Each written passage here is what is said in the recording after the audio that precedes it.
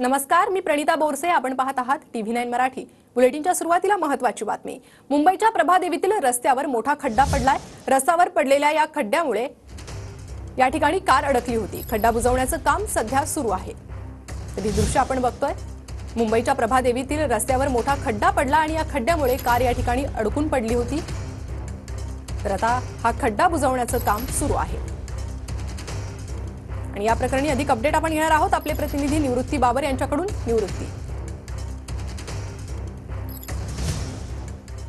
नक्कीच प्रणिता, आपण पाहतोय की अर्ध्या तासापूर्वी या ठिकाणी खड्डा पडला होता आणि आता या खड्डा पूर्ण आजूबाजूचं जे डांबर जे आहे ते डांबर काढण्याचं काम मुंबई महानगरपालिकेच्या विभागाकडून करण्यात येत आहे. आणि भला मोठा खड्डा होता आणि रस्ता मोठ्या प्रमाणात खचला होता आणि या पाईपलाईन ज्या आहेत त्या पाण्याच्या पाईपलाईन या ठिकाणी होत्या आणि त्याच्यामुळे खड्डा पडला असल्याची प्राथमिक माहिती आहे. त्याच्यामुळे आजूबाजूचा जे काही परिसर जो आहे तो आजूबाजूचा परिसर खोदण्याचं काम जे आहे ते परिसराचं खोदण्याचं काम सध्या महानगरपालिकेच्या वतीनं करण्यात येत आहे. आज संध्याकाळी मोठ्या प्रमाणात याच रोडवरून विसर्जन मिरवणूक ज्या आहेत त्या देखील निघणार आहेत. आपल्यासोबत आमदार सदा सरवणकर आहेत, आपण बातचीत करणार आहोत. मोठा खड्डा या ठिकाणी पडलेला आहे, आजूबाजूचा परिसर खोदण्याचं काम सध्या सुरू आहे. तुम्ही देखील या ठिकाणी आहात.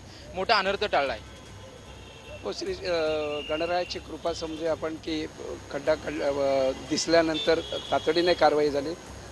मुंबई शहराच्या ज्या मुंबईला पाणी पुरवठा करण्याच्या मोठ्या लाईन आहेत 56 इंच 60 इंचाच्या, ह्या लाईनमध्ये बऱ्याच ठिकाणी छिद्र पडून पाणी लिकेज आहे आणि त्या लिकेजमुळे तर मुंबईच्या प्रभादेवीतील रस्त्यावर मोठा खड्डा पडलेला होता आणि यात एक कार देखील अडकलेली होती. त्यानंतर आता हा खड्डा बुजवण्याचं काम सुरू आहे.